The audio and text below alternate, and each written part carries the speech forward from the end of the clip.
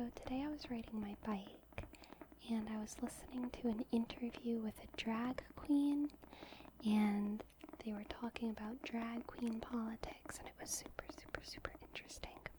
But I was annoyed because it was a YouTube video and I was on my bike, so I couldn't skip the ads whenever they exceeded 5 seconds.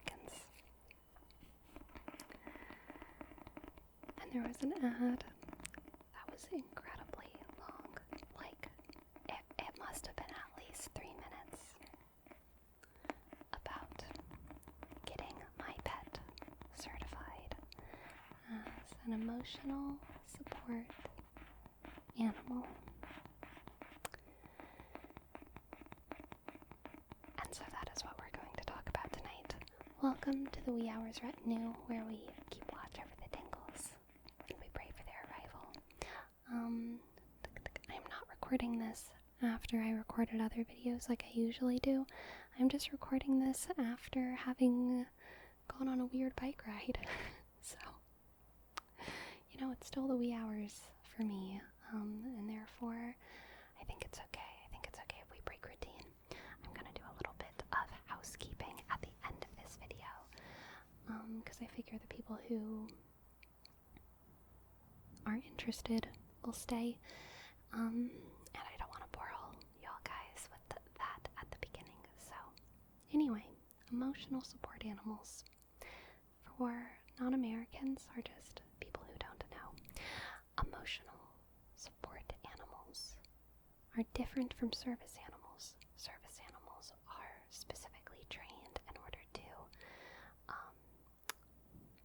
provide physical support for someone who's physically disabled, or to notice the oncoming symptoms of a seizure or a panic attack and respond in a way that gets that individual the help that they need, or just provides that help directly by coming up and cuddling with them or whatever. So yeah, service animals are specifically trained to perform specific sort of health related tasks for the people who need them, whereas emotional support animals are not trained. Almost anyone can just get their pet certified as an emotional support animal, and if you go through that certification process, then you can bring your pet into restaurants, airplanes. You can live in a place that has no pet policies with your pet. Also, I'm going to keep gesturing this way because my cat is sitting in the window right there, so if you're wondering, it's because my pet is right there. But yes, if you get your pet certified as an emotional support animal, you can basically go anywhere and do anything with them. You can go to hotels with them, etc., etc. And you shouldn't, have to pay rent for your pet or anything like that.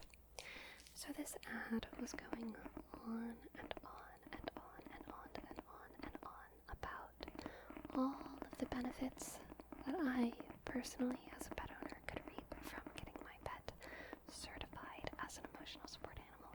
And y'all, I knew as soon as I was listening to all this that I needed to ramble about it.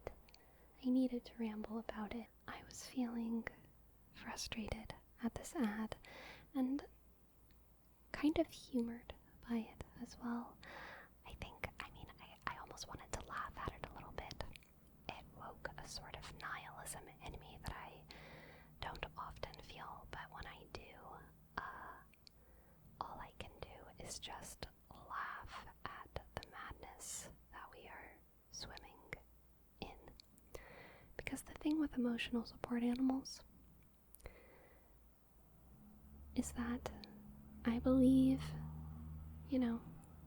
there are some people who really need emotional support animals, and they need that certification in order to have their pets with them in everyday life for emotional support needs.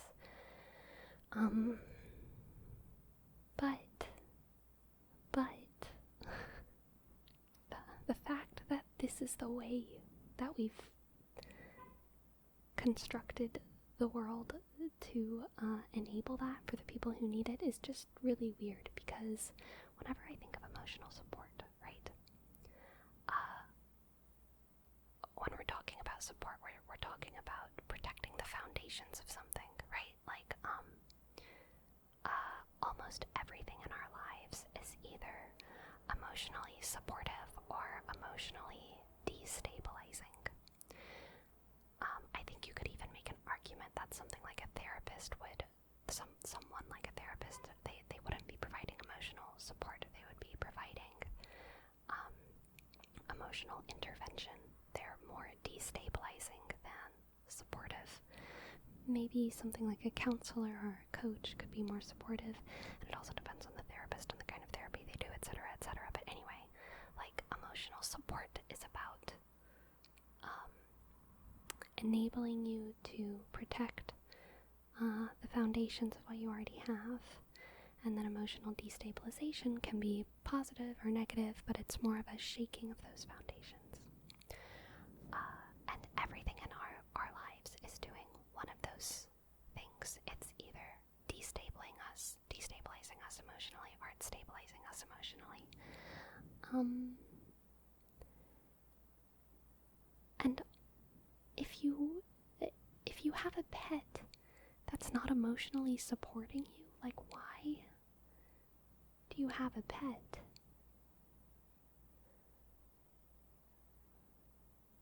You know what I mean? Like, all pets are emotionally supportive. All pets are emotionally supportive. And I don't mean that in like an exploitative way where we're just getting pets in order to sate some selfish need to like have a soft cuddly thing with us all the time. No, I mean, like, that's just how all relationships are. It's the same reason that we have partners and friendships. It's because those people provide us emotional support. It's not just because they provide us emotional support, but that's an extremely significant factor to why we have anything in our lives, is that, they provide us emotional support. My pet does provide me emotional support, but I'm not going to get her certified as an emotional support animal, because it feels weird. There she is. Who knows what she's doing? It feels weird to submit to the way that the world has. I sometimes feel like the world has just wrapped itself in paper. And it's wrapped itself so tightly in paper that we like don't even know what the words are anymore. Or something. It's like kind of a mix of like semantics and red tape and all of these things that just are suffocating every bit of like empathy and sincerity and just like common human decency. And this is just one of those things, like the fact that we have to be paying pet deposits and pet rent and all this stuff is like ridiculous as is. Also, there's another part of this, I don't want to call what I'm saying an argument. There's another part of this brain wandering that I went down about how, if you get your animal certified as an emotional support animal, you don't have to pay pet rent, you don't have to pay pet deposits, you can be in an apartment or whatever that wouldn't normally allow you to have a pet. But why? Right? Like, why does getting this certification do that?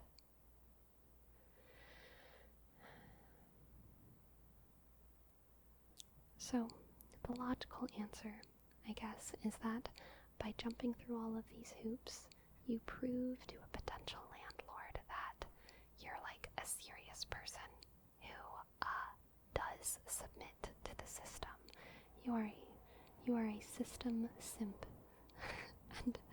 and therefore the landlord trusts you to be a good tenant with your good emotional support animal, right? But no one would admit that, right? That's not what they would admit. So what functionally, is there another way to imagine why it would make sense for, if your animal emotionally supports you, your rent, you don't have to, the animal doesn't have to pay rent, which is already weird, like, but, because the animal's not paying rent, right? Like, I'm paying rent, so it doesn't even make sense, but, like, what is happening here? And the only thing I can think of is that, the landlord is paying for, let me restart this. If you get an emotional support animal certification for your pet, the landlord is paying for the tenant to be emotionally healthy. Whereas if the landlord, if you do not have the emotional support animal certification,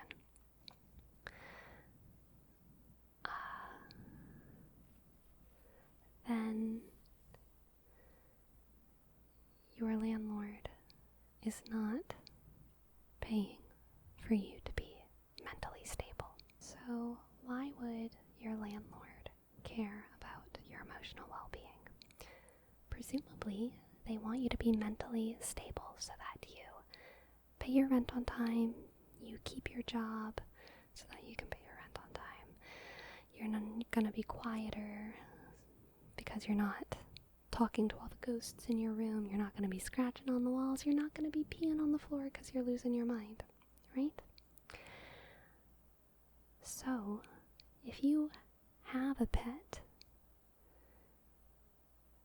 that, because it's a pet, is an emotional support animal, because all pets are emotional support animals, but you don't have the certification for your pet being an emotional support animal, your landlord isn't an idiot.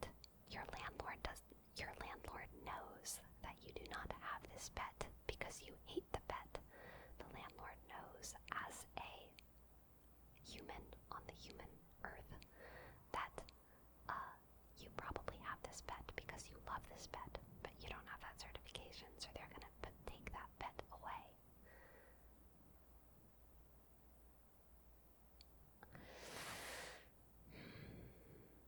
I think you then have a right to yell at the ghosts and pee on the floor. Maybe not a right, but your landlord shouldn't expect anything different, even though you didn't have that certification, because the certification just proves that you're a system simp. The certification doesn't actually prove that your animal is emotionally supportive, because we all know, right? Like, we all know that all animals are emotionally supportive to their owners. That is why we have pets. That is why we have pets. We would not have a pet for any other reason, unless maybe you're fostering pets. I think that might be the only other reason, or unless it's a work pet, in which case it's not a pet, it is a employee that you're not paying. It's a slave, perhaps. Yeah, something about the world wrapping itself in all of these weird bits of red tape and semantics.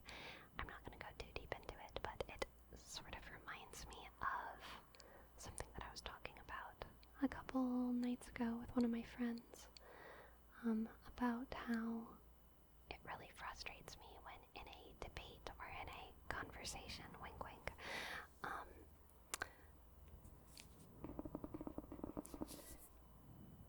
someone says something and the other person names a logical fallacy or a bias that the other person has fallen into. And they just name that thing. They name the logical fallacy. That's an appeal to authority. That's an appeal to futility. That is a normalcy bias. That is a sunk cost fallacy. they just name it as if that's a retort. When I honestly think like 70% of the time when people are falling into these biases or fallacies or whatever,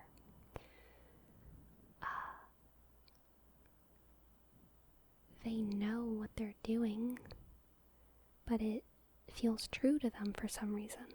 Like they're making an argument of futility because they believe that something is futile. They're appealing to authority because they believe that so-and-so has authority. They are invoking all of the work, all of the sunk cost of some labor that they've involved themselves in because they do believe that all the time they've put into something is of a big value. And so just naming the fallacy as if that's an argument against it is really just, it's just very disingenuous. It's like you think that you're deconstructing what the other person is saying because you're restating it in a smart person way, but actually you're literally just restating their argument and like appropriating academic language in order to restate the other person's argument and not address it, which is very, very frustrating. And I know that's not exactly the same thing as like all of these kind of weird certifications that you can get in the world, but I feel like it's part of this same like humanity issue of getting wrapped up in semantics and red tape and paper. That's, I don't know, that's the way that I put those things in my head. It's all just paper, too much paper. The world is wrapped up in paper.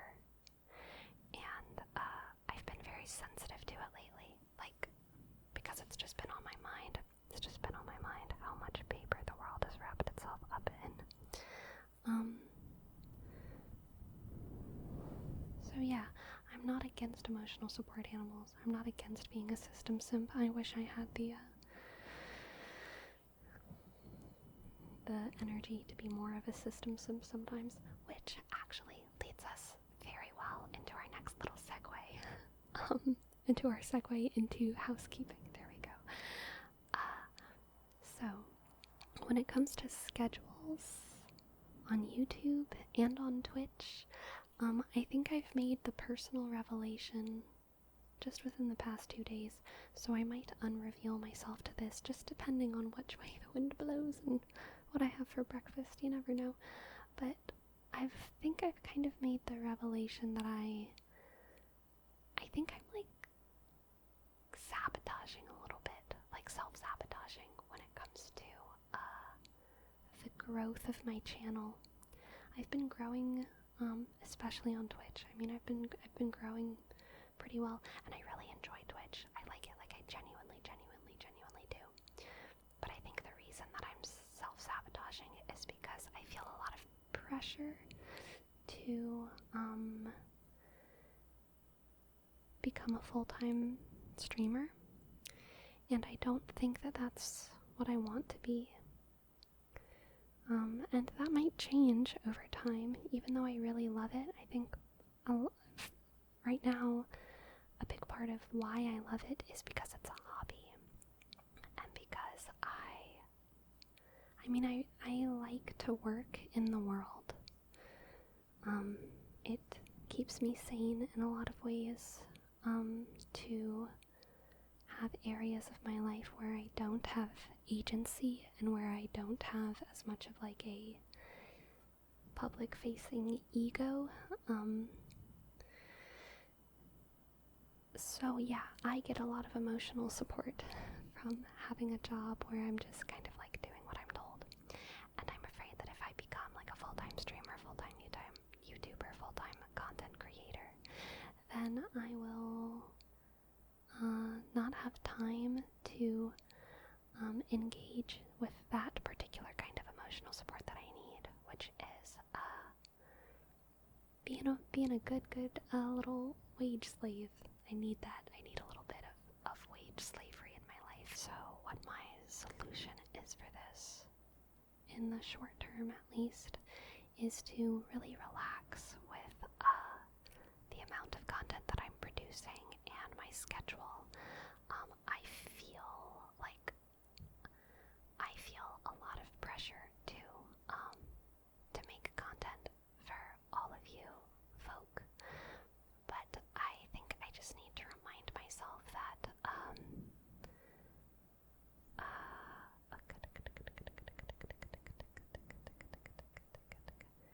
that I think you all would rather me make content on my own terms rather than feel pressured to have it as a job and then feel like I'm failing my job and so then quit, right? I don't want to do that.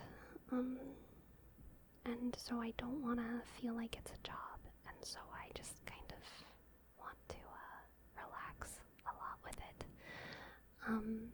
As for what that means you can expect from me, I'm gonna say expect nothing, but know that more is coming. I hope that makes sense. I just don't want to promise anything when it comes to streaming or YouTube. I am pretty busy right now in my life, and I only want to make content. I only want to stream whenever I really, really, really, really, really feel like I'm in the mood for it. And maybe sometime down the line I'll want to do this full time, but I just don't think I'm there yet. I don't have the life infrastructure for it. So yeah, that is the housekeeping. I hope you guys understand. And tell me how y'all feel about the world being wrapped up in paper. I'm very curious to hear you guys' thoughts, because I kind of was going on some weird tangents, I feel like, in this video. But you know what? That's the vibe for the Wee Hours Retinue. So without further ado, the Wee Hours Retinue is dismissed.